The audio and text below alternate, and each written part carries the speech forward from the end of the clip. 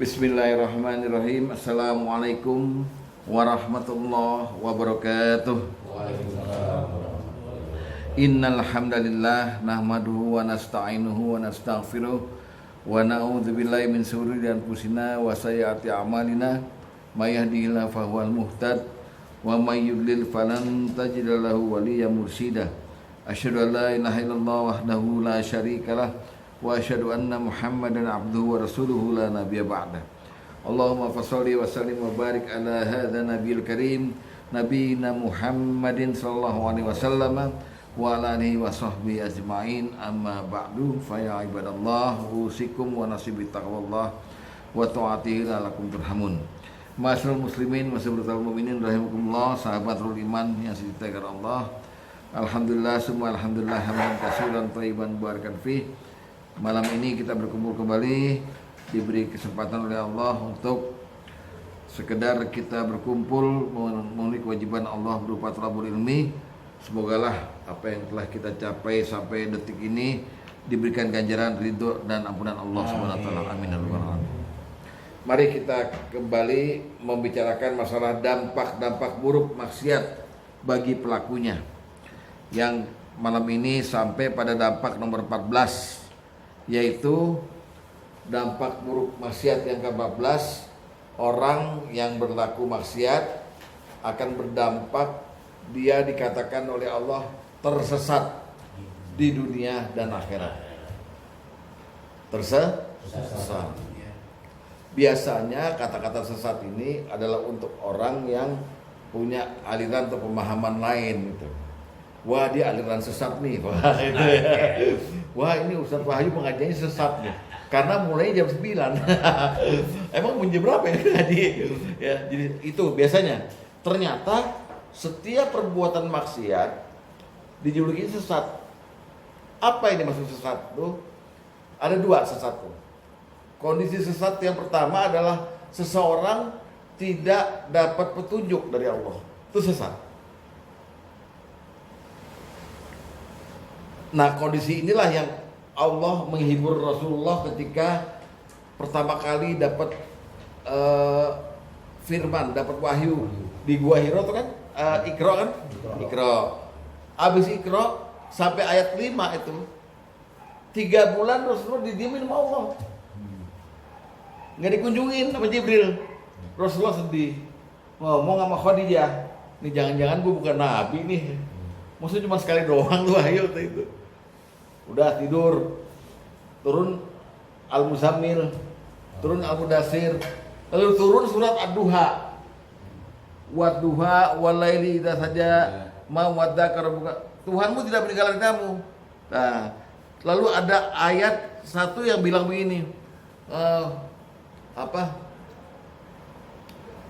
Wa wajadaka dhallan fahada.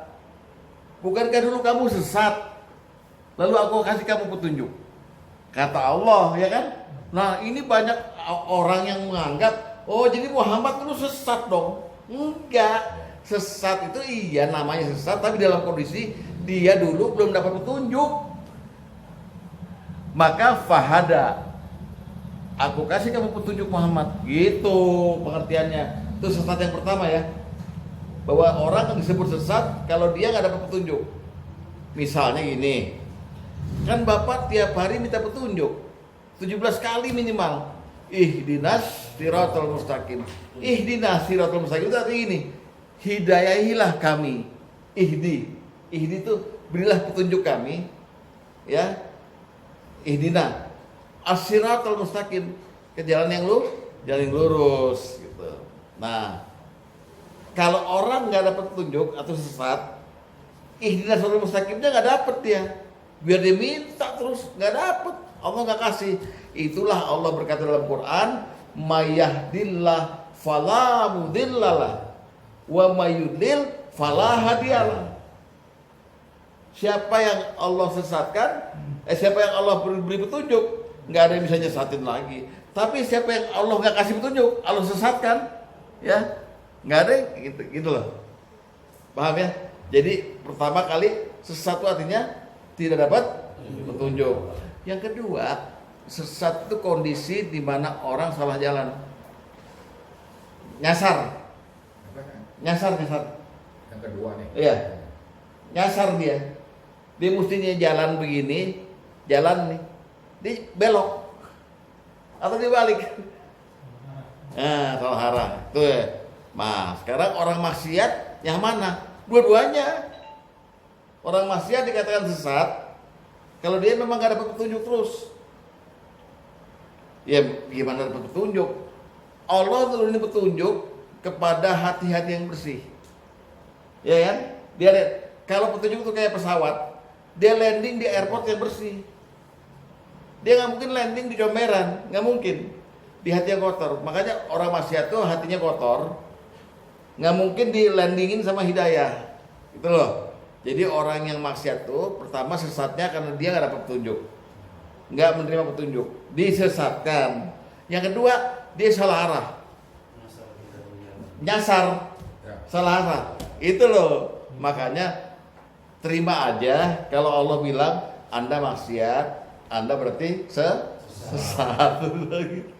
Nah, di mana dalilnya yang pas dalilnya itu? Buka surat Qamar surat 54 ayat 47. Surat berapa? Surat 54. 54. Iya, ayat 47. Qamar ya. Kalau nyasar tidak tahu jalan bisa ya Mas? Sama, nggak tahu jalan berarti kan nggak tahu petunjuk. Itu handphone siapa ya? Oh iya.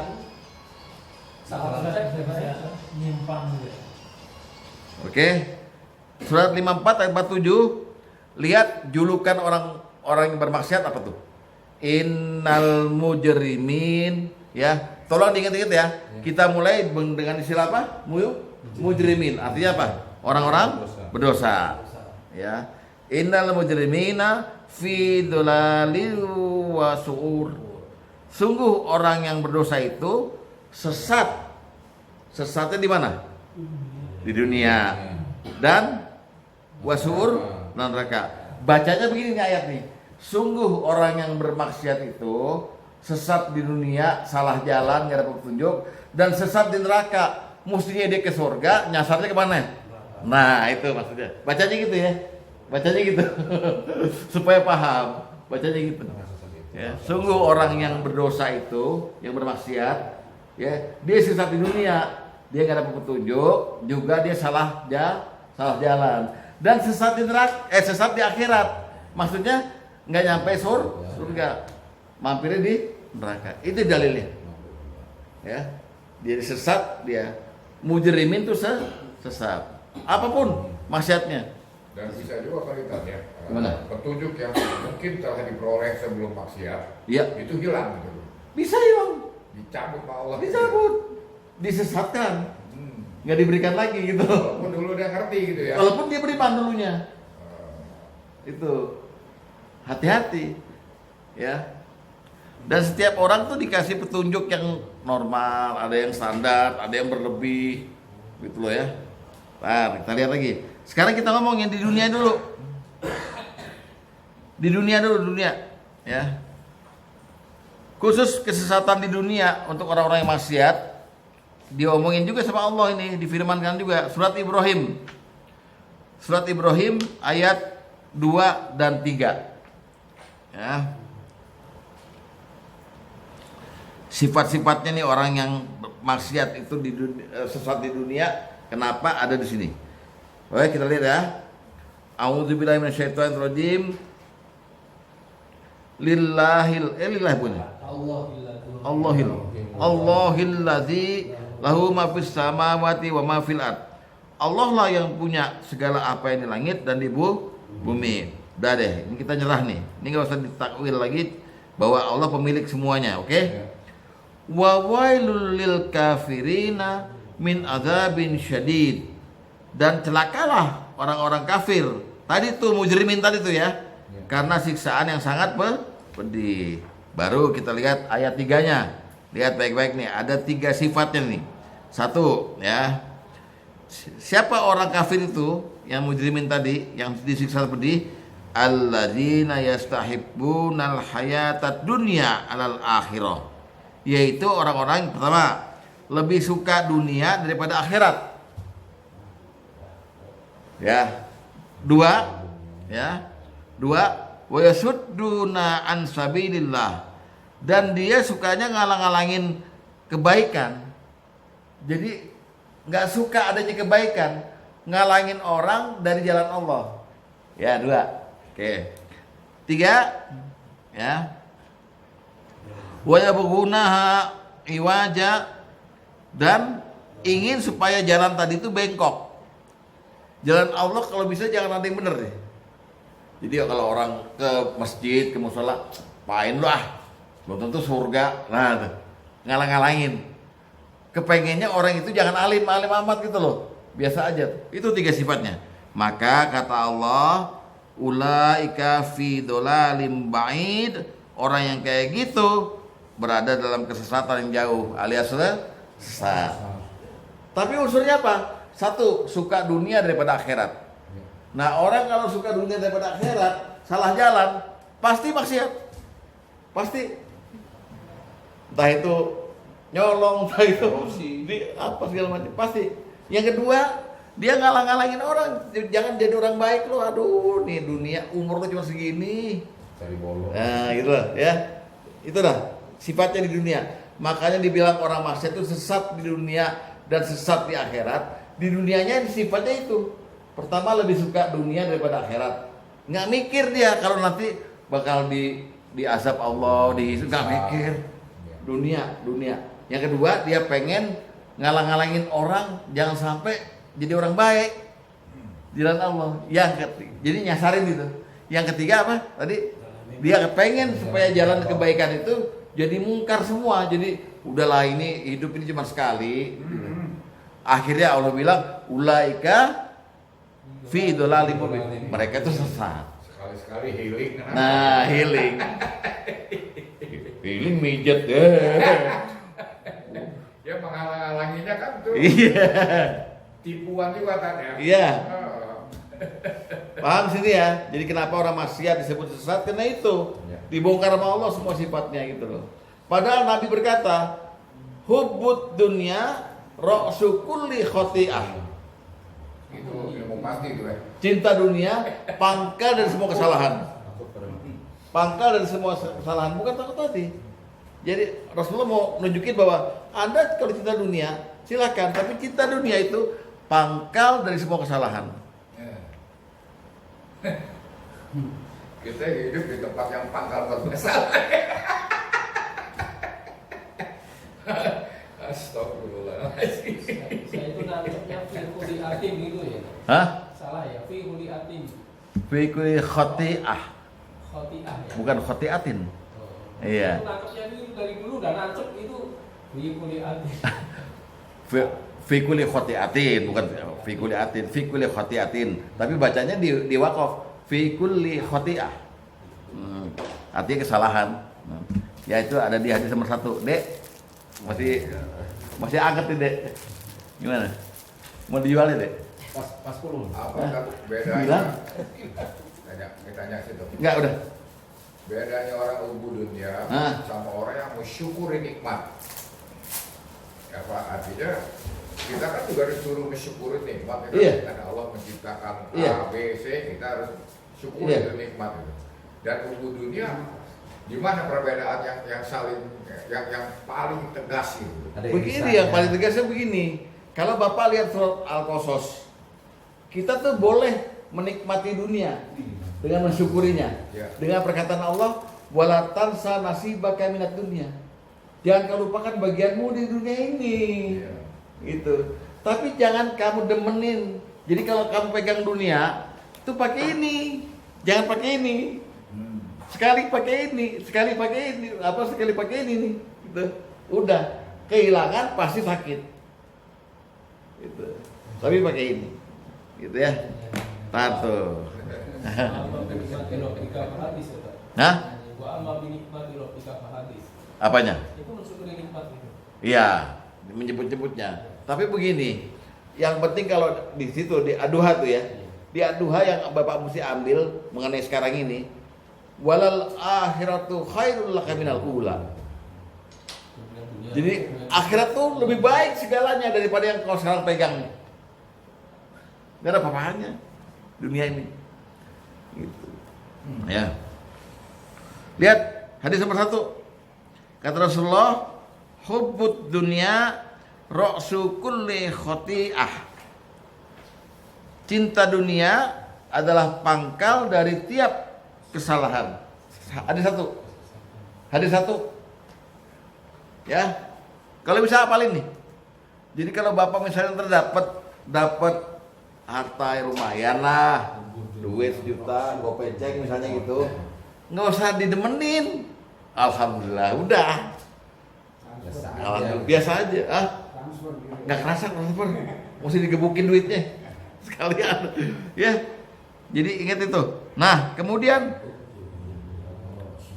Rasulullah juga mengatakan bahayanya, lihat hadis nomor 6. Lihat hadis nomor 6. Buka hadis nomor 6 dulu. Pak Tom, buka dulu ya.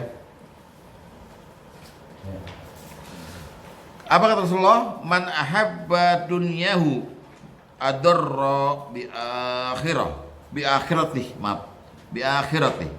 Siapa yang sangat cinta pada dunianya, maka hal itu akan membahayakan akhiratnya. Lihat ya. Waman ahabba akhiratahu, siapa yang cinta sama akhiratnya, adarra bidunyahu, maka itu akan mengurangi cintanya pada dunianya. Nah, lalu fa'asiru ma yabqa ala ma yabqa, maka dahulukanlah negeri yang akan kekal abadi daripada negeri yang akan fana. Ini dia. Jadi gunanya itu duluin akhirat aja. Orientasinya berbuat sesuatu untuk akhirat. Gitu. Dunia boleh dipakai, tapi nggak usah dicintain lah. Ya, gitu. Di skala prioritas yang tadi. Skala prioritas. Nah, apa hubungannya? Apa hubungannya cinta dunia sama kesesatan? Sama sesat tadi. Kita lihat pendapatnya Imam Ghazali. Dalil nomor 3. Hubud dunia huwa aslu kulla dzambi. Cinta dunia adalah akar dari segala dosa. Kata Imam Ghazali, may yuhibbud dunya sayansa haqiqatal hayati wa yaskutu fit dolal. Orang yang cinta dunia akan melupakan hakikat kehidupan yang sungguhnya dan terjerumus dalam kesesatan. Tuh ya. Di balik dari tadi, innal mujrimina, sungguhnya orang yang berdosa dalam kesesatan dunia dan akhirat, neraka. Itu yang penting ya. Yang penting itu. Nah, dalilnya awalnya. Dan di akhirat dikatakan bahwa orang-orang yang masuk neraka itu kebanyakan memang orang yang sesat. Coba lihat Al-Furqan ayat 34. Al-Furqan ayat 34.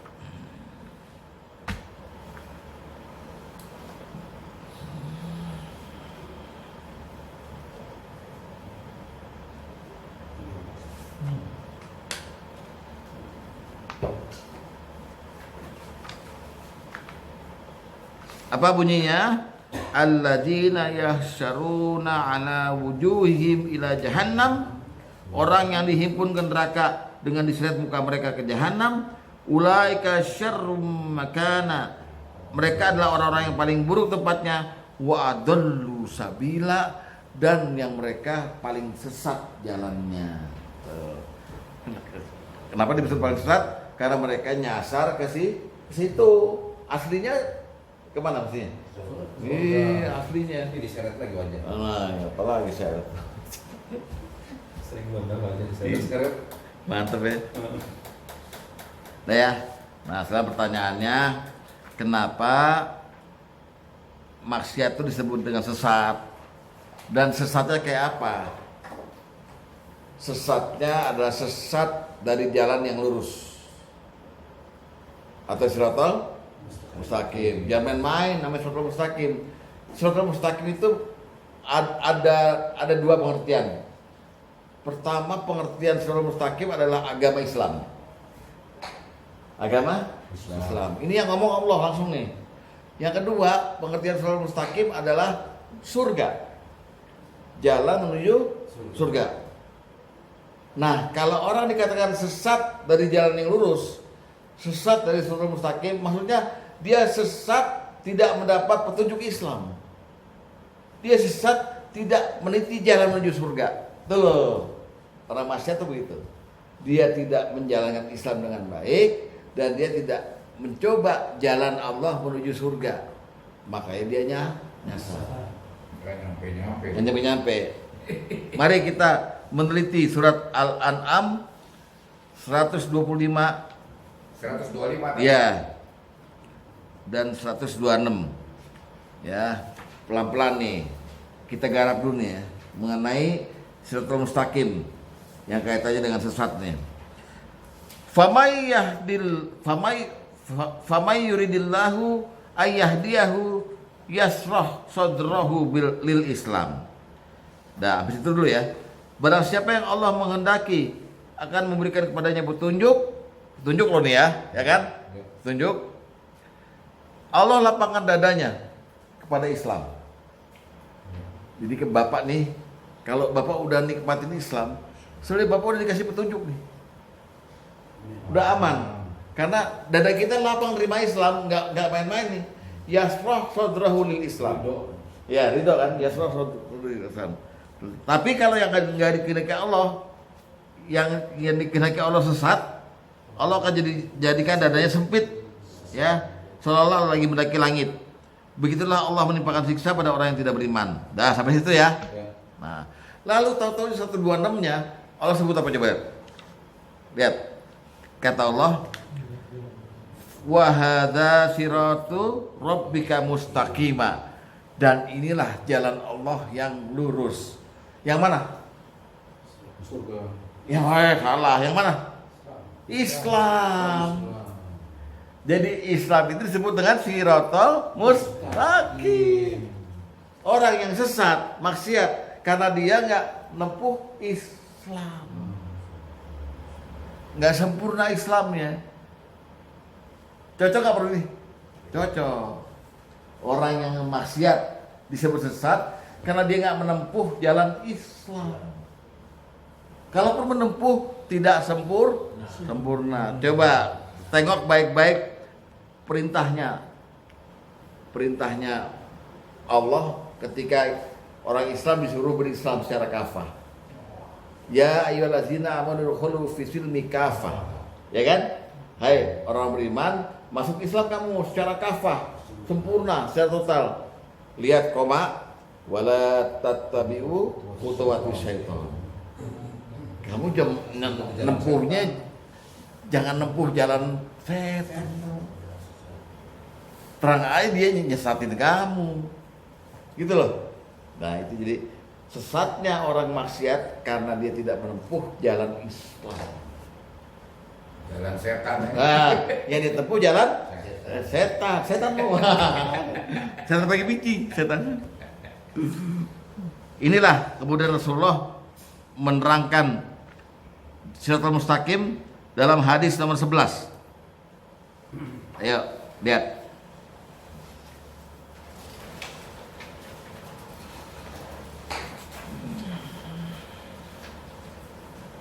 Dari Abdullah bin Mas'ud, dia berkata Rasulullah SAW membuatkan kami satu garis. Ya, nulis satu garis nih. Kemudian beliau bersabda, hadza sabilullah. Ini adalah jalan Allah. Kemudian beliau membuat lagi beberapa garis dari sebelah kanan dan sebelah kirinya. Lalu bersabda, hadhihi subulun mutafarriqatun ala kulli sabil. Ini adalah jalan-jalan yang lain yang bermacam-macam jenisnya. Ya, lihat ya. Ala kulli sabilin minha ya syaitanu yad'u ilaih. Di mana pada setiap jalan itu ada setan yang ngajak manusia untuk masuk ke dalamnya. Jadi ini siratal mustaqim. Ini ada jalan lagi kiri kanannya. Kata Rasulullah, ini jalan setan nih. Yang dua itu. Iya. Di mana setannya bilang, sini aja. ngapain lo ke Islam? Sini aja gitu. Lebih enak. Bayangin gitu. Rasulullah sampai ngajarinnya memasukkan logika secara mustaqim sampai gitunya. Makanya kalau Pak Sugeng nih sering tahlilan, baik-baik dengaran tuh. Yasin ayat ke-59. Wamtazul yauma ayyuhal mujrimun. Hai orang-orang yang berdosa. Tadi kan apa? Mujrimin tadi ya. Hai orang yang berdosa, berpisahlah kamu dari kaum mukminin. Coba lihat dulu. Yasin ayat 59. Yasin 59, lihat. Coba ini pas nih untuk orang sesat. Yasin 59. Yasin 59. Oke. Allah marah sama orang-orang mujrimin yang tadi dibilang sesat.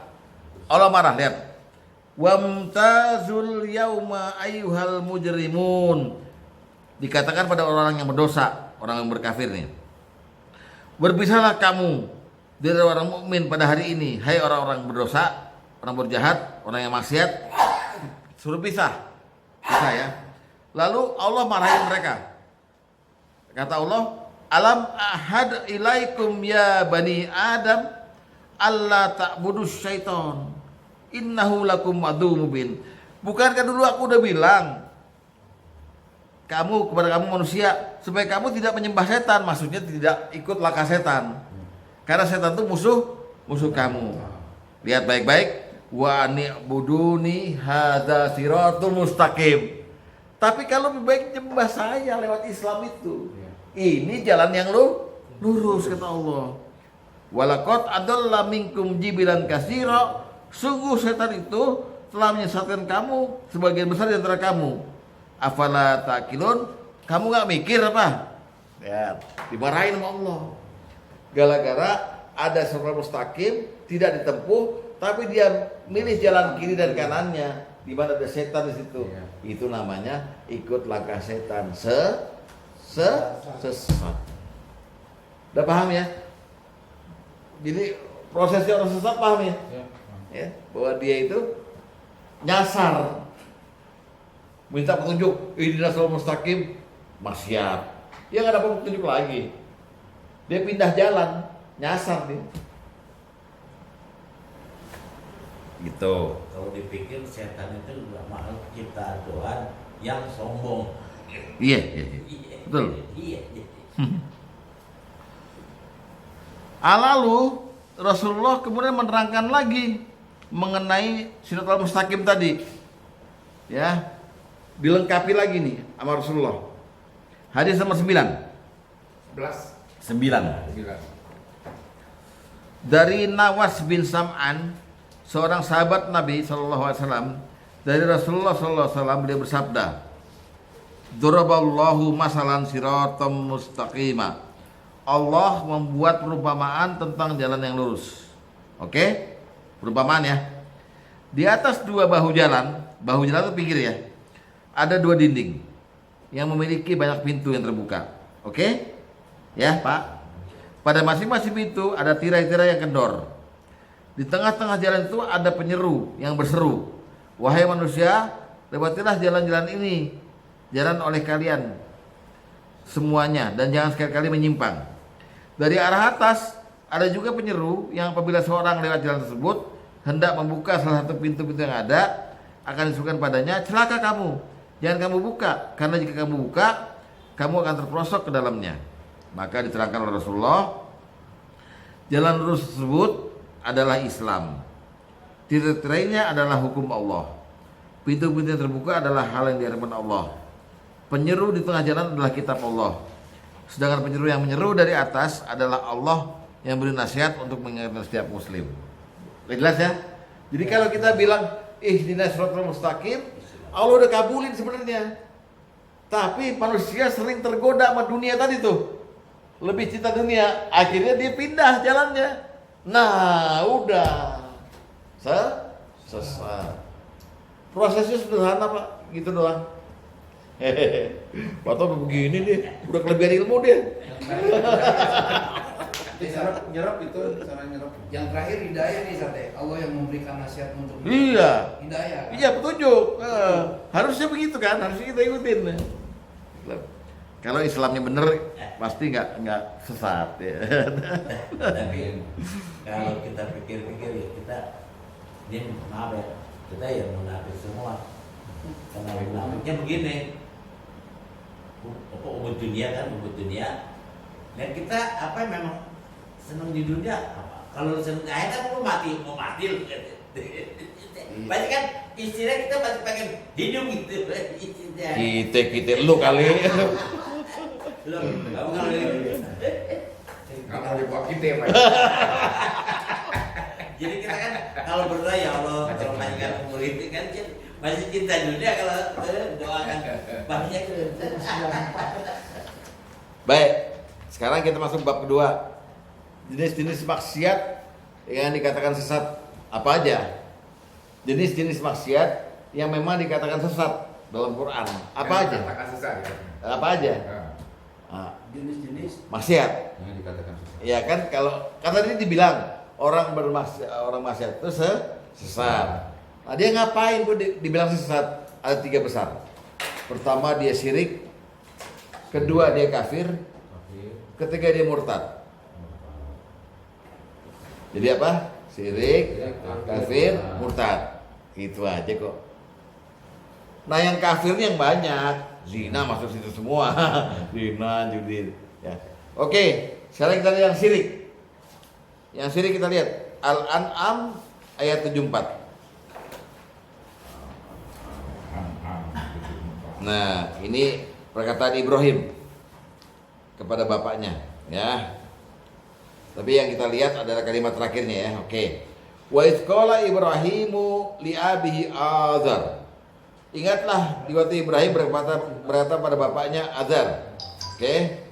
Atattakhizu asnama aliha. Pantaskah kamu jadikan berhala itu sebagai Tuhan? Habis itu ya, baru Ibrahim berstatement, lihat. Ini statementnya. Inni araka wa qaumaka fi dolalin mubin. Sungguh dalam pandangan saya, dalam keyakinan saya, kata Ibrahim, kamu dan kaummu sesat.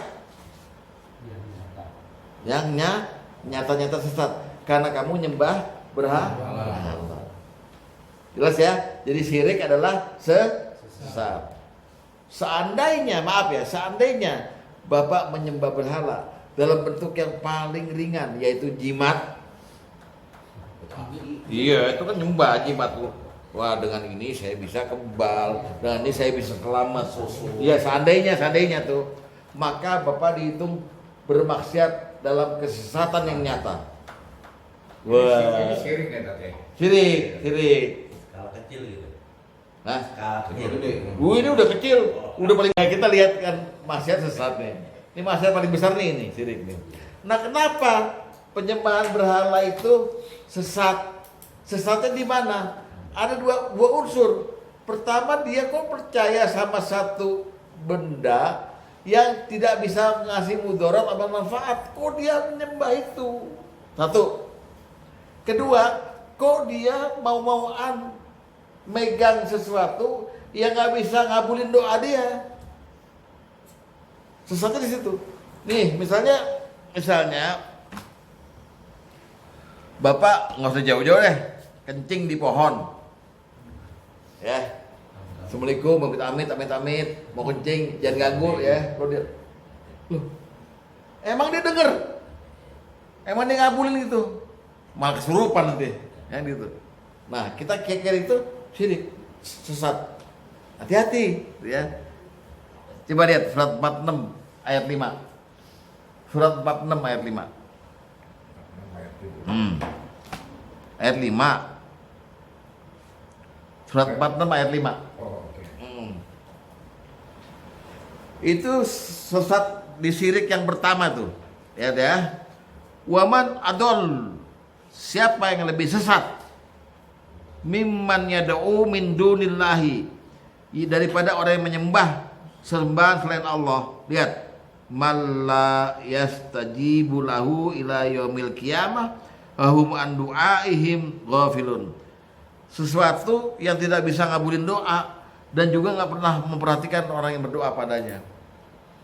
Jadi jimat, patung-patung, sosok segala macam, jangan diturutin. Sebab kalau kita minta sesuatu sama dia juga nggak ngerti, nggak bisa ngabulin. Ya, bohong itu semuanya, hizib, wifik, segala macam, jauhi. Ya, Ustadz itu kan sekedar untuk melestarikan budaya bangsa, budaya syirik. Ya, satu. Jadi kenapa dia sesat? Karena dia yakin bahwa yang dia pegang itu bisa dengar doa dia. Kan goblok. Nih cincin gua ada isinya nih. Oh jangan main lo. Ada yang mau mukul gue, cincin gue yang maju kayak gitu. Padahal tuh cincin kalau diminta sama kita, tolong. Sebelum enggak apa-apa. Paham ya? Satu ya. Kedua, surat 22 ayat 12. 12.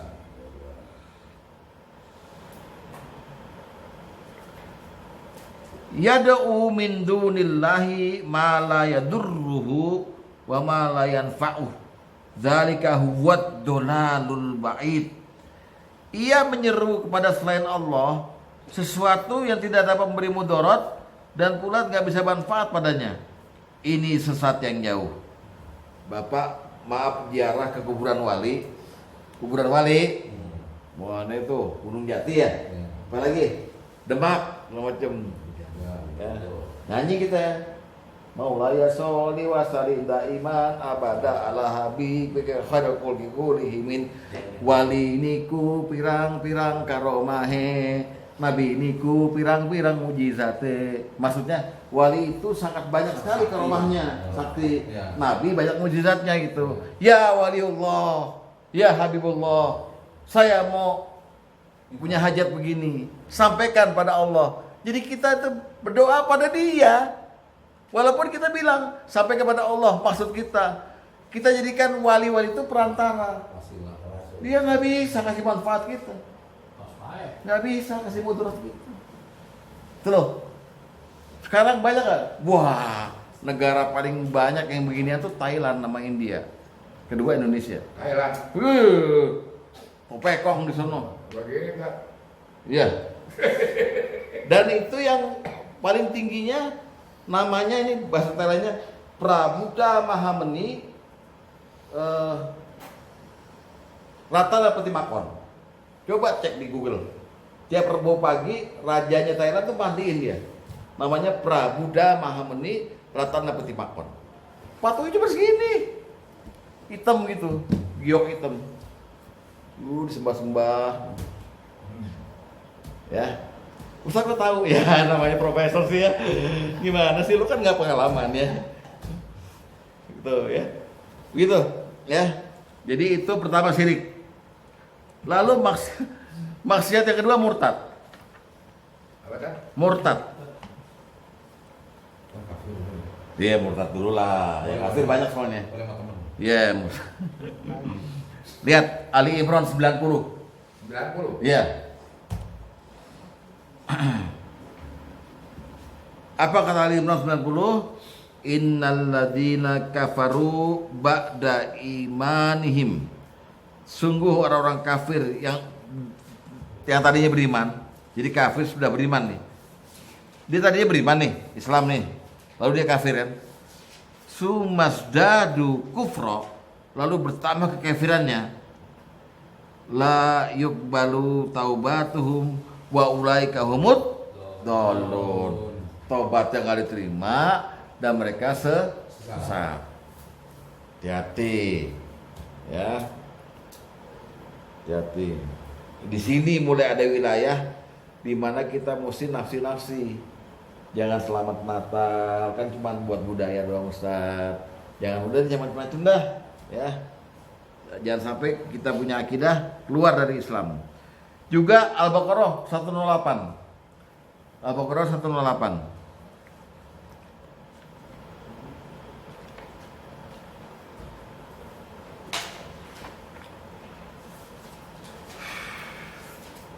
Am turiduna antas alu rasulakum kama su'ila Musa min qabl.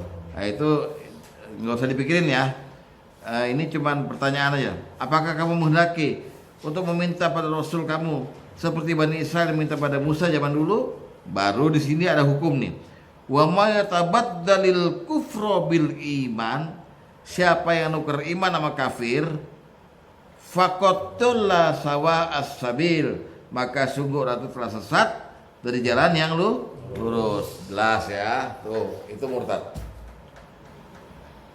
Jadi syirik sama murtad tuh maksiat paling besar. Dan disebut dengan sesat yang jauh, sesat yang dari jalan yang lurus, sesat yang nyata dan sebagainya. Semuanya mencakup di situ. Nah, sekarang kita bicara maksiat-maksiat yang berbentuk kekafiran atau kafir. Ada banyak ya. Maksiat yang berbentuk kafir ya. Ada banyak.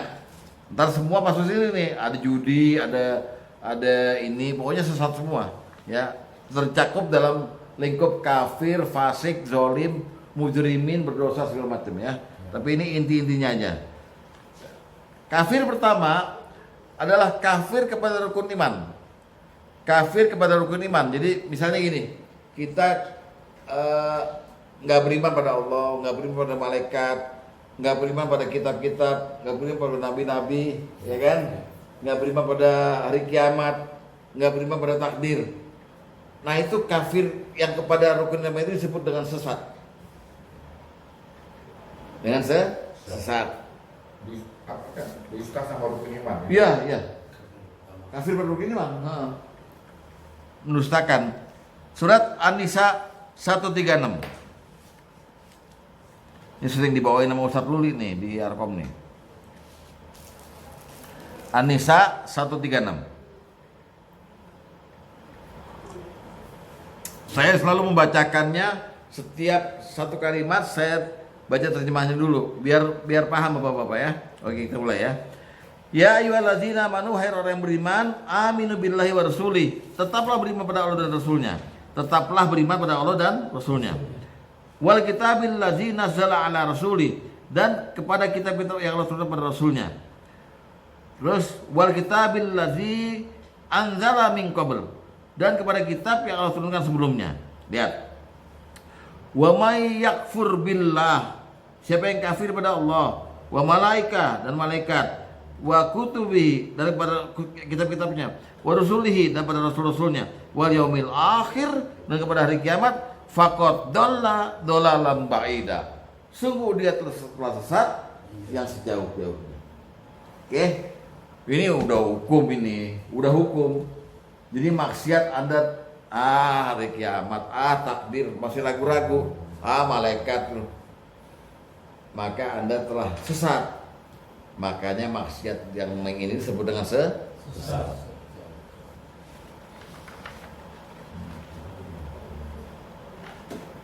Kemudian kafir yang selanjutnya durhaka. Durhaka pada Allah dan Rasulnya. Nah, durhaka itu berarti melanggar larangannya, tidak menjalankan perintahnya, ya kan? Masuk situ semua, oke?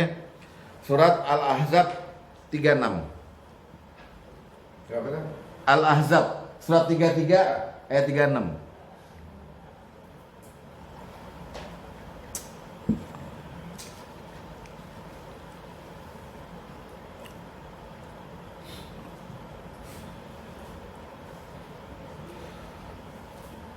Wa ma kana lil mu'minina wala mu'minah idza qaddallahu wa rasulahu amran ay yakuna lahumul khiyaratu min amrihim.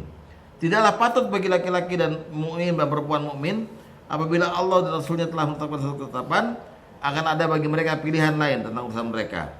Wa may ya'sillaha, siapa yang maksiat pada Allah, durhaka pada Allah, wa rasulahu dan Rasulnya, faqad dhalla dhalalam mubina.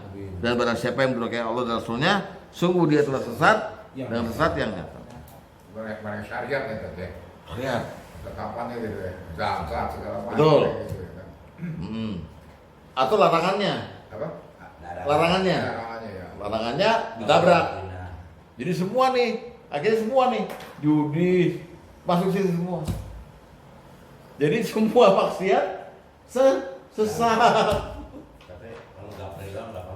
Oh, itu kan bukan maksiat. Bukan maksiat tuh. Bukan. Itu berkhianat.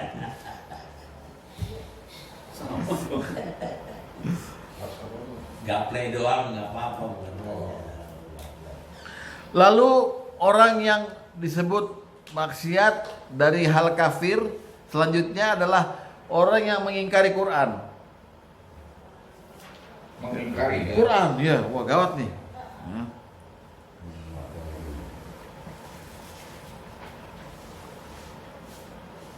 Surat 41 ayat 52.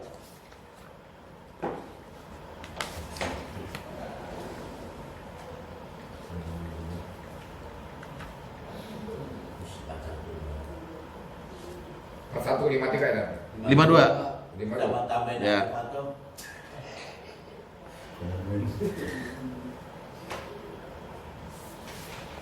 Itu satu. Oke. Kul araitum in kana min indillah summa kafartum bih. Bagaimana, katakanlah, gimana pendapatmu jika Quran itu datang dari sisi Allah, kemudian kamu mengingkarinya, mengkufurinya? Man adallu, siapa yang lebih sesat daripada orang seperti itu yang selalu menyimpang yang jauh. Sesat ya? Sesat. Nah, itulah maksiat-maksiat yang dibentuki di ideologi sesat. Terakhir, bab terakhir, ya. Sebenarnya orang sesat itu prosesnya gimana sih? Salah jalan. Yang bisa membuat kesesatan itu timbul ada 3 unsur. Pertama dari dirinya sendiri, kedua Allah yang membuat dia sesat, ketiga setan yang menyesatkan. Tapi tiga-tiganya saling bersinergi, membentuk sebab akibat. Tapi Bapak nggak bisa nyalain Allah, nggak bisa nyalain setan. Harus introspeksi diri sendiri. Seandainya diri sendiri ini istiqomah di jalan Allah, tidak mungkin Allah sesatkan dan tidak mungkin digoda setan. Jadi prosesnya sesat itu Allah menghendaki dia sesat. Tapi Allah nggak sekedar menghendaki, Allah punya tujuan mulia di situ. Allah menunggu kalau orang ini menyimpang dari agama, maka Allah sesatkan dia. Sekaligus setan dulu udah punya rencana bahwa dia hanya manusia. Nah, ini 3 nih bersinergi terus. Tapi tetap keputusan ada di tangan manusia. Dia milih sesat atau milih jalan yang petunjuk. Tuh ya. Nah, sekarang kita ngomongin dulu nih. Sesatnya yang timbul pertama kali dari siapa gitu? Dari manusia itu sendiri. Jadi sekarang Bapak jangan nyalahin Allah, jangan nyalahin setan. Memang banyak ayat mengatakan Allah menyesatkan. Tapi itu ada hikmah di balik itu. Juga setan menyesatkan. Tapi sesungguhnya awalnya dari diri manusia sendiri. Ya, kita lihat. Nomor 3-nya apa, Dok? Tadi kan dari diri sendiri, Allah menyesatkan. Setan iblis. Oh. Dia hadir terus ya. Makhluk Allah. Sekarang kita omongin dulu yang pertama, bahwa sesat itu datangnya timbulnya dari manusia itu sendiri. Dari mana dia? Nah, kita lihat surat Shot ayat 26. Buka. Surat 38 ayat 26. Buka dulu, coba. Nih. Dia ada di tengah-tengah tuh, ya. 36 ya, Dok? Ya. 26. 38 26. Ini adalah firman Allah kepada Nabi Daud alaihissalam. Tapi lihat, ada hikmah di tengah-tengahnya. Ya Daud, hai Daud, inna ja'alnaka khalifah. Sungguh kami menjadikan kamu khalifah fil ard, di muka bumi. Oke? Fahkum bainan nasi bil haq. Maka berilah keputusan perkara di antara manusia dengan adil. Sampai situ titik ya. Bil haq. Lihat. Wala tattabi'il hawa fayudillaka an sabilillah. Dan jangan kamu ikutin hawa nafsu yang menyesatkan kamu dari jalan Allah. Berarti hawa nafsu kita, biang keroknya sehingga kita sesat dari jalan Allah. Itu pertama. Oke? Jadi Bapak ngaku sekarang, yang bikin Bapak sesat dari jalan Allah, hawa nafsu kita. Dirinya sendiri. Hawa nafsu. Dan itu maaf, itu Allah kasih sebagai kelengkapan hidup. Fa'alhamaha fujuraha wa taqwaha. Jadi setiap kita ini potensi sesat 50%, potensi baik 50%. Itu ya Allah mahfuz gimana tuh Ustaz? Nanti di dampak yang terakhir. Oh, Diomongin tuh, ya. Jangan ragu.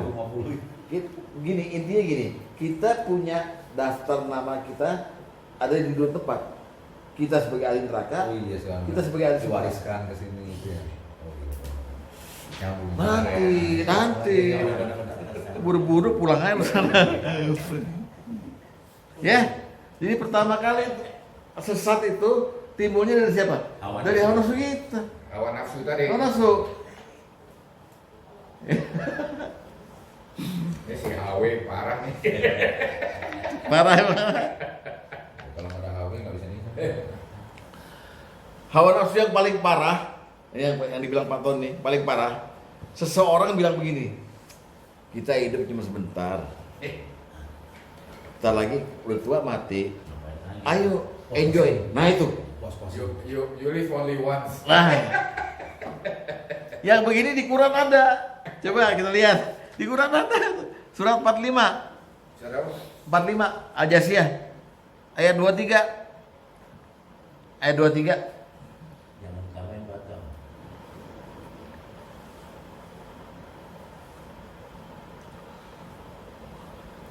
Dan 24. Baik, kita mau ya. Maka pernahkah kamu melihat orang yang menjadikan hawa nafsunya sebagai Tuhannya? Maksudnya hawa nafsunya lebih kental ya. Dan Allah membiarkannya berdasarkan ilmunya. Dan Allah telah mengunci mati pendengarannya dan hatinya. Dan meletakkan tutupan atas penglihatannya. Maka siapakah yang akan memberikan petunjuk sesudah Allah membiarkannya sesat? Maka kenapa kamu gak mengambil pelajaran? Lihat 24-nya. Orang-orang yang menjadikan hawa nafsu sebagai Tuhannya selalu berkata dan punya prinsip, lihat. Ma hiya illa hayatunad dunya namutu wa nahya wa ma yuhlikuna illa dahr. Kehidupan ini tidak lain hanyalah kehidupan dunia aja. Kita mati, kita hidup, nggak ada yang bisa mengazab kita kecuali masa atau waktu. Ya udah waktu mati lah, udah nggak ada lagi, selesai, nggak ada akhirat. Nah itu dia pemuja hawa nafsu. Pemuja hawa nafsu. Sehingga dia nggak takut sama Allah, nggak takut ke neraka. Karena yang pikirannya dunia. Itu dia maksiat di situ asalnya, sesat di situ. Hawa nafsu. Jadi nomor 1 bertaut sama nomor 2 ya Tante. Jelas dong. Karena diri dia baru diri sesatin. Iya gitu. Allah nggak sembarangan ya. Ya.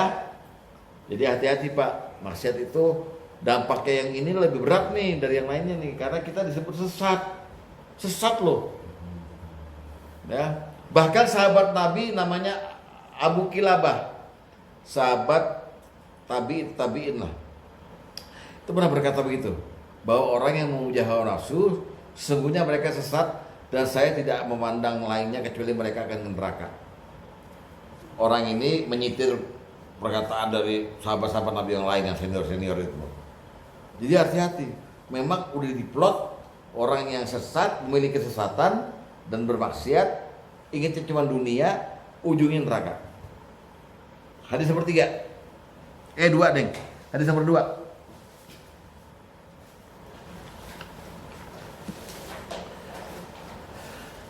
Pemuja hawa nafsu. An Abi Kilabah qol, dari Abu Kilabah dia berkata, ini sahabat Nabi ya. Inna ahlal ahwa, sungguh pemuja hawa nafsu, ahlud dolalah, adalah orang-orang yang sesat. Wala ara masirahum illan nar, dan aku tidak melihat akhir perjalanan yang mereka tempuh kecuali neraka. Nggak ada bangga-bangganya Pak dengan sesat ya. Nah, udah itu yang pertama ya. Jadi hawa nafsu itu timbul dari 3 unsur. Pertama dari siapa?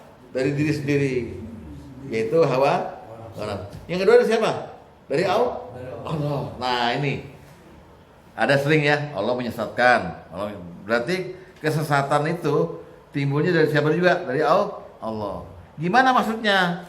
Coba lihat surat Al-A'raf 186. Al-A'raf 186.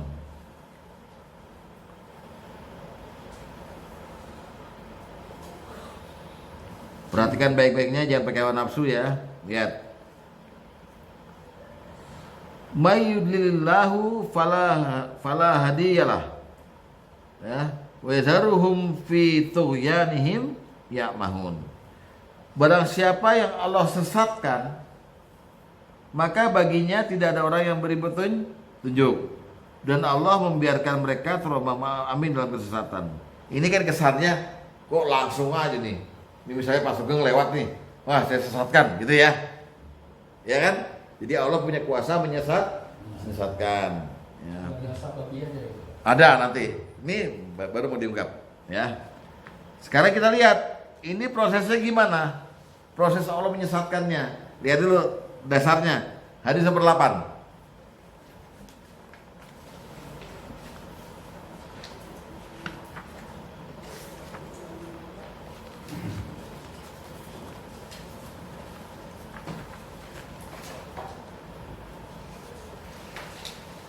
Telah menceritakan pada kami Nawas bin Sam'an, dia berkata, aku mendengar Rasulullah SAW bersabda, tidak ada satu keping hati pun kecuali berada di antara 2 jari Allah. Jika berhendak maka dia akan meluruskannya, dan jika berkehendak maka dia akan menyesatkannya. Dan Rasulullah SAW selalu berdoa, ya muqallibal qulub tsabit qalbi ala dinik. Wahai zat yang meneguhkan hati, tetapkanlah hatiku di atas agamamu ini. Oke? Itu maknanya, oke?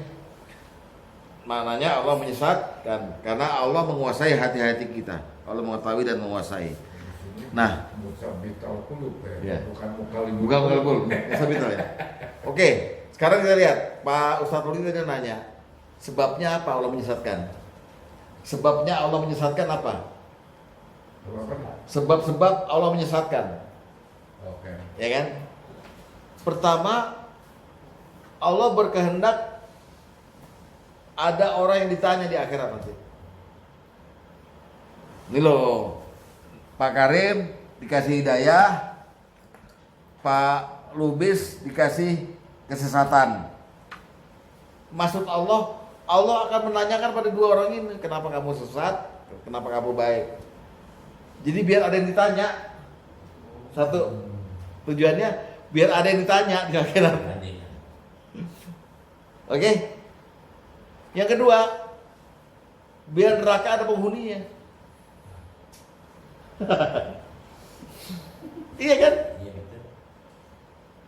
Lah kalau Baik semua mah. kalau yang kedua, biar neraka ada penghuninya. Loh iya dong. Allah kan. Siapa ciptain? Mubazir ya. Nah yang ketiga, baru tujuan apa? Sebabnya karena orang itu menyimpang dari agama, Allah sesatkan. Yang ketiga apa tuh? Karena orang itu menyimpang dari agama, menyimpang dari jalan, maka Allah sesatkan. Sebabnya itu yang paling masuk akal itu kan yang ketiga. Tapi yang pertama dan kedua memang kuasa Allah. Allah nyiptain sesuatu untuk Allah tanya, kenapa kamu sesat? Iya kan?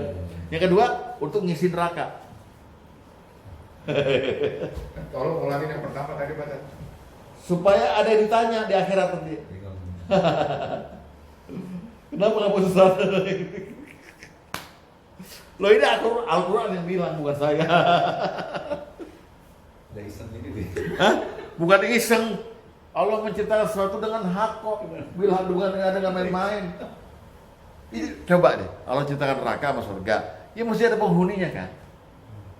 Maka Allah ciptain orang yang sesat gimana sih? Soalnya udah duluan ada surga neraka ya daripada orang-orang. Kosong ya. Masa kosong. Semuanya di surga nih. Ntar neraka protes lagi. Gitu, ya. Lihat yang supaya ada yang ditanya, surat An-Nahl ayat 93. Karena ayat 93. 93 kan. Ya, 93. Walau sya'allahu laja'alakum ummatan wahidah. Kalau Allah berkehendak, Allah menjadikan kamu satu umat saja. Semuanya beriman, oke? Ya, oke. Terus lihat, walaki yudillu mayyasha'u wa yahdi. Tapi Allah menyesatkan siapa yang dikehendakinya. Dan Allah juga memberi petunjuk pada siapa yang dikehendakinya. Buat apa? Lihat. Waratus alunna amma kuntum ta'malun. Dan sungguhnya kamu akan ditanya tentang apa yang kamu kerjakan. Jelas? Jelas gak? Bukan main-main loh, ini ayat. Ya. Jadi Allah bilang nih, Allah kan bilang, kalau aku menghendaki, semua saya jadi surga aja lah. Tapi aku menyesatkan. Dan juga aku beri petunjuk. Dan sungguh kamu akan ditanya. Itu loh maksudnya. Pertama, paham nih? Pak Rudi paham? Pak Tom paham gak? Paham ya. Sehingga Rasulullah bersumpah, sungguh kamu pasti akan ditanya nanti. Lihat, hadis nomor 4. Hadis nomor 4. Ya. Hadis nomor 4, lihat. Dari Abu Sa'id Al-Khudri, Pak Tom, hadis nomor 4. Dia berkata, Rasulullah, hadis 4 ya, Pak. Rasulullah SAW bersabda, Inna ahadakum layus'alu yaumal qiyamah. Sungguh pada hari kiamat kelak kalian benar-benar akan ditanya. Yang sesat ditanya, yang tidak berpetunjuk juga ditanya. Emang bagi Pak Joko aneh nih. Ya. Kenapa Allah menyesatkan? Ya, Al-Qur'annya bilang ini supaya ditanya. Udah. Yang kedua, tujuan Allah menyesatkan agar neraka ada penghuninya. Enteng ya tuh. Ya Allah Maha Kuasa sih. Lihat surat 32 ayat 13. 32 ayat 13. Lihat baik-baik. 32 As-Sajdah ayat 13. Walau syi'na la'ataina kulla nafsin hudaha. Kalau kami hendaki, niscaya kami akan berikan kepada tiap-tiap jiwa petunjuk aja, nggak disesatkan. Walakin haqqal qaulu minni la'anna ma jahannama minal jinnati wan nasi ajmain. Tapi telah tetap perkataanku, sungguh akan aku penuhi neraka jahanam dengan jin dan manusia bersama-sama. Lah, sumpah Allah. Allah sumpahin. Ngerti gak? Kalau saya mau, semua saya beri petunjuk. Tapi aku udah bersumpah, neraka saya isi penuh dengan orang yang saya sesat. Itu maksudnya itu. Paham? Jangan main apa. Mirip sama yang tadi juga ya. Iya kan? Itu tujuan Allah menyesatkan itu. Jadi pertama tadi kesesatan datangnya dari manusia sendiri, hawa nafsunya. Yang kedua dari Allah. Allah punya tujuan. Tujuannya pertama bahwa supaya ada yang ditanya. Kedua supaya neraka penuh. Dan ketiga Allah menyesatkan ketika orang itu mau sesat. Mulai menyimpang, Allah sesatkan sekalian. Dicabut tadi Pak Tom, dicabut petunjuknya. Nah, menyimpang dia. Nah.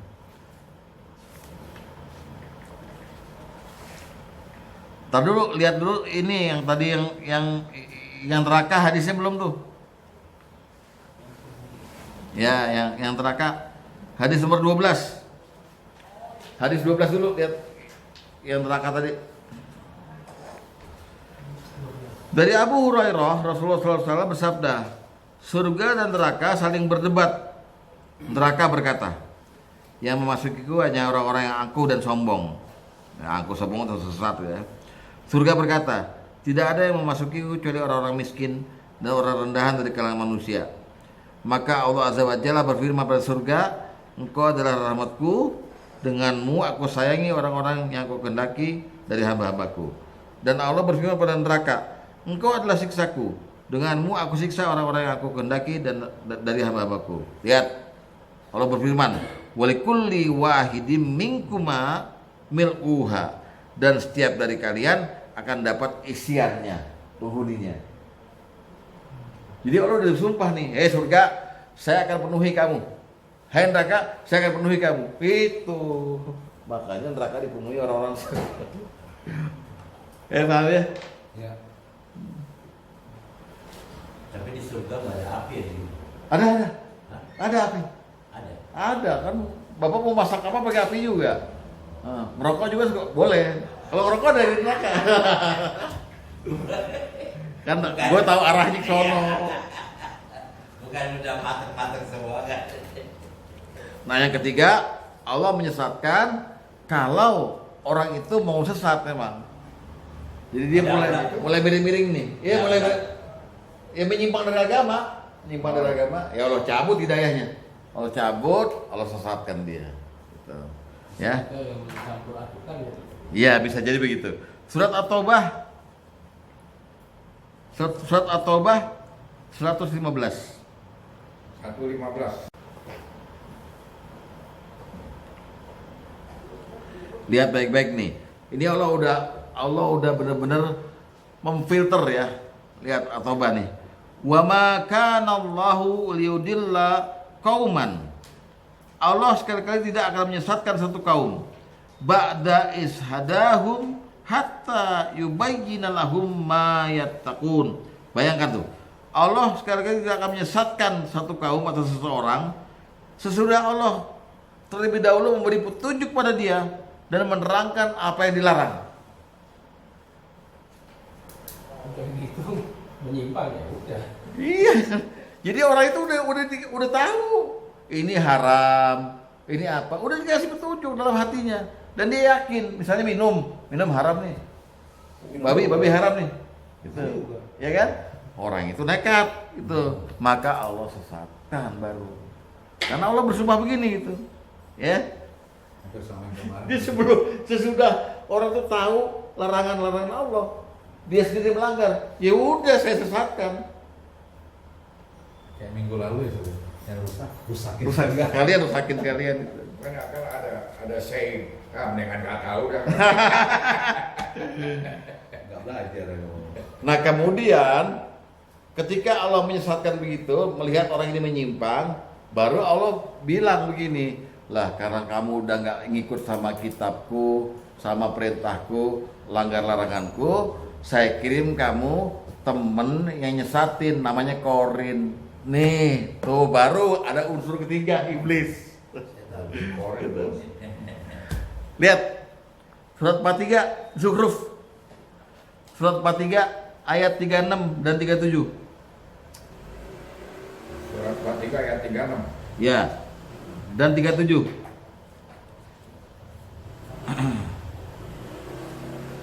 Lihat. Wa may ya'syu an zikrir rahman. Barang siapa yang berpaling dari pengajaran Tuhan yang Maha Pemurah. Dari Quran ya. Lihat. Nuqayyis lahu syaitonan fahuwa lahu qarin. Kami adakan baginya setan yang menyesatkan, maka setan itu jadi teman bagi dia yang selalu mendampingin dia. Wa innahum la yasuddu nahum anis sabil. Dan sungguh setan-setan itu akan menyesatkan dia dari jalan yang benar dan mereka menyangka telah mendapat petunjuk. Lihat prosesnya baik-baik. Allah Maha Adil kan? Allah kasih dulu keterangan agama.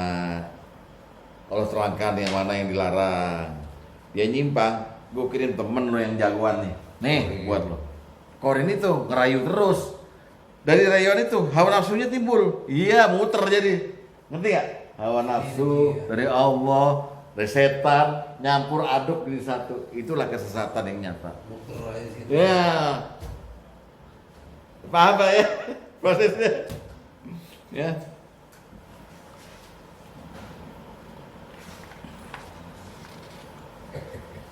Nah, apa yang bener? Yang bener Quran. That's what you want. I support you. facility. Dikasih fasilitas. Iya. Di samping itu, setan yang udah dikasih fasilitas itu memang sama Allah disetujui. Waktu dulu dia disuruh sujud pada Adam, dia nggak mau. Dia bilang, berikan saya umur panjang. Kayak Pak Sugeng bilang gitu kan. Jadi sama iblis dia. Allah berkata, kamu saya beri umur panjang. Lalu setan bersumpah, saya akan menyesatkan mereka semuanya, kecuali yang ikhlas, ya kan? Hamba-hamba yang sedikit, saya sesatkan semua. Sesatkan loh. Allah setuju, silakan kamu sesatkan. Silakan kamu sesatkan. Jadilah lingkaran penyesatan. Ada orang beragama Islam, dia pakai tergoda hawa nafsu, maka Allah melihat, menyimpang nih. Lalu Allah menyesatkan dia. Selain menyesatkan, Allah kirim setan. Setan sendiri udah bilang, emang saya ini menyesatkan dia. Iya, muter-muter gitu akhirnya dalam kesesatan. Itu loh. Nah, kita lihat sekarang sumpah-sumpahnya setan waktu dulu kepada Allah. Iblis nih, lihat baik-baik ya. Kita mulai dari versi surat Al-Isra. Ya. Dia udah bersumpah nih. Al-Isra ayat 61 dan 62.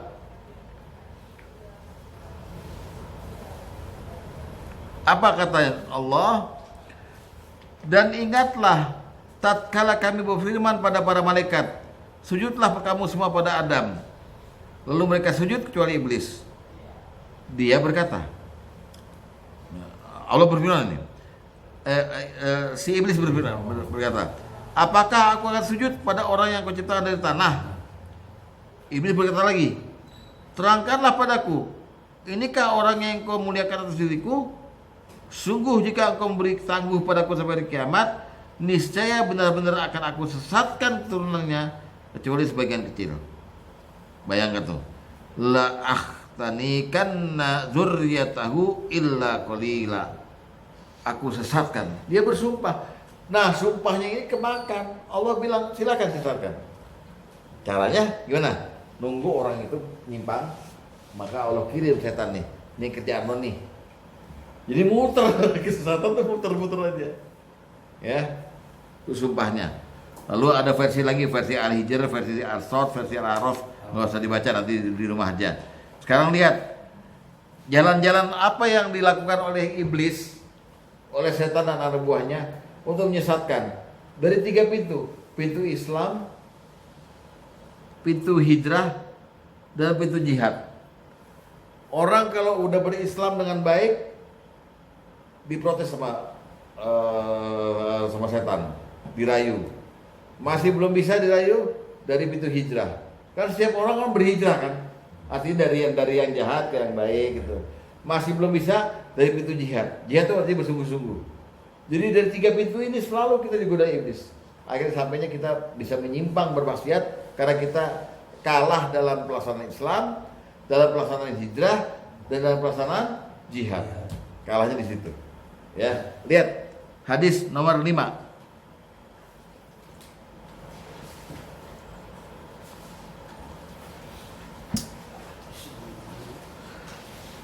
Dari Sabrah bin Abi Faqih, dia berkata, aku mendengar Rasulullah SAW bersabda, setan mengintai untuk menghalangi anak Adam di seluruh jalannya. Dia menghalanginya di jalan Islam ya. Lalu berkata, apakah engkau masuk Islam dan meninggalkan agamamu, agama bapakmu dan agama kakekmu? Dia pun menentangnya, kemudian tetap masuk Islam. Kemudian setan menghalanginya jalan hijrah. Lalu berkata, apakah engkau akan berhijrah dan meninggalkan negeri serta langitmu? Dia pun menentangnya, kemudian berhijrah. Kemudian setan duduk menghalanginya di jalan jihad. Lalu berkata, apakah engkau akan berjihad? Yaitu berjuang dengan jiwa dan harta. Lalu engkau berperang dan terbunuh sehingga istrimu akan dinikahi orang lain dan hartamu dibagi-bagi. Dia pun menentangnya, kemudian berjihad. Jadi jalan setan itu bisa ditolak sama kita sehingga dia berputus asa. Tapi rata-rata orang yang tergoda setan nggak bisa nolak. Apalagi kalau jalannya itu udah samar, udah bukan jihad tapi kesenangan dunia itu. Lampu remeng-remeng, lagunya oh my love, my darling. Ada yang raba-raba kita, Om ayo dong check in. Nah, jadi tambahin brandy ya. Dia pada yang raba-raba ngeliat. Iya. Enggak, ini gambaran Pak. Dunia tuh kental banget Pak. Kita kalau udah magnetnya sama kita tuh luar biasa. Luar biasa. Saya dalam tahun 2025 ini ditawari mobil baru sama bos saya. Saya nggak ambil. Kenapa? Saya tahu diri. Saya bilang sama Pak Iskandar, rumah kita di BTN, nah udah jangan pakai mobil mewah, nanti malah digarong orang. Pertama itu, kedua kita nggak boleh bikin sakit hati orang. Biasa aja gitu loh. Jadi Gitu. bukan hanya Allah yang mengintai, setan juga mengintai. Aduh. Bayangkan tuh prosesnya bagaimana tuh. Dan Allah menghargai kita dulu kan. Allah kasih dulu kita pengajaran nih. Jalan yang lurus. Kita disuruh minta tiap hari ihdinas siratal mustaqim. Tapi dunia kita lebih kental, hawa nafsu lebih tebal, menyebabkan kita tergelincir. Lalu Allah katakan, ya udah. Saya tadinya ngasih kamu petunjuk, saya sesatkan kamu. Saya cabut petunjuknya. Saya kasih kamu teman. Silakan kamu bermain-main dalam kesesatan. Jadi muter. Biar penuh neraka gua. Nah, biar penuh neraka. Biar nyangka nggak Bapak gitu? Jadi Allah nggak sia-sia bikin surga dan Lah iya, itu tujuannya. Cuman Allah memang kasih akal buat supaya kita mengerti kan ya. Itu dia Pak. Makanya wa nafsi wa masawwaha. Demi jiwa dan penciptaannya. Fa'alhamaha fujuraha wa taqwaha. Ya kan? Jiwa itu saya kasih kata Allah. Saya kasih jalan buat berbuat maksiat dan jalan buat takwa. Qad aflaha man zakaha. Sungguh beruntung kamu yang memilih untuk mensucikan jiwa itu. Wa khaba man dasaha. Sungguh rugi orang yang mengotori jiwa itu dengan memilih maksiat.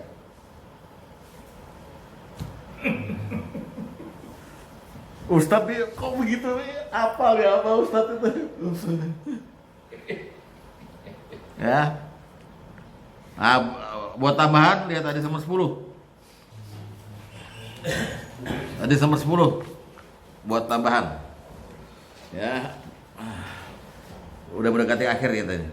Dari Jabir dia berkata, aku mendengar Nabi SAW bersabda, sesungguhnya singgasana iblis berada di atas laut.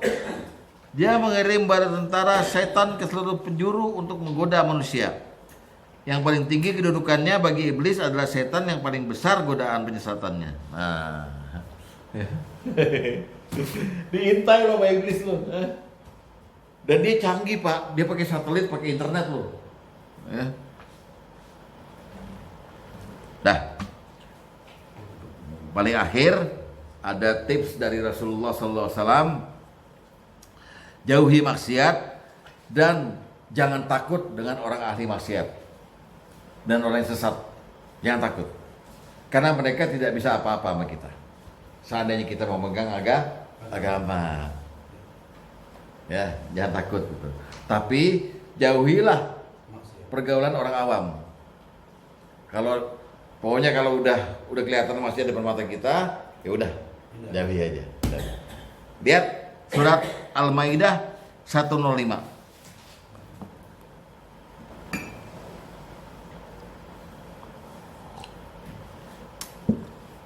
Ini tips dari Allah dan dari Rasulullah menyusul hadisnya. Ya ayyuhalladzina amanu, hai orang yang beriman, alaikum anfusakum, jagalah dirimu. La yadurrukum min dhalla idza tadaitum. Tidak akan orang sesat itu bisa memberi mudarat padamu apabila kamu telah mendapat petunjuk. Itu intinya. Jadi silakan Bapak bergaul sama orang-orang ahli maksiat dengan tujuan untuk mengajak dia kembali ke jalan Allah. Jangan takut, dia nggak akan bisa mewarnai kita kalau kita memegang agama, ya, pegang petunjuk. Nah, ini arahan Allah. Sekarang lihat arahan Rasulullah. Hadis nomor 7. Terakhir sekali. Hadis nomor 7. Lihat. Arahan Rasulullah, ya. Dari Abu Umayyah Asy-Sya'bani, dia berkata, aku mendatangi Abu Salabah Al-Khushani dan bertanya kepadanya, wahai Abu Salabah, bagaimana kamu memahami ayat ini? Yang tadi itu, Al-Maidah tadi ya. Hai orang yang beriman, jagalah dirimu dan sebagainya itu ya. Memahaminya gimana ayat ini? Dia menjawab, demi Allah, sungguh kamu telah bertanya dengan teliti. Aku pernah bertanya kepada Rasulullah SAW tentang ayat itu. Lalu beliau menjawab. Jawabannya lihat. Sebaliknya, hendaknya kalian saling memerintah perbuatan yang ma'ruf dan saling melarang perbuatan mungkar. Hingga apabila kamu melihat orang yang bakhil ditaati, hawa nafsu diikuti, dan dunia diutamakan, tetaplah pada pendirian yang teguh dan tinggalkanlah perkara orang awam. Selesai. Wassalamualaikum warahmatullahi wabarakatuh.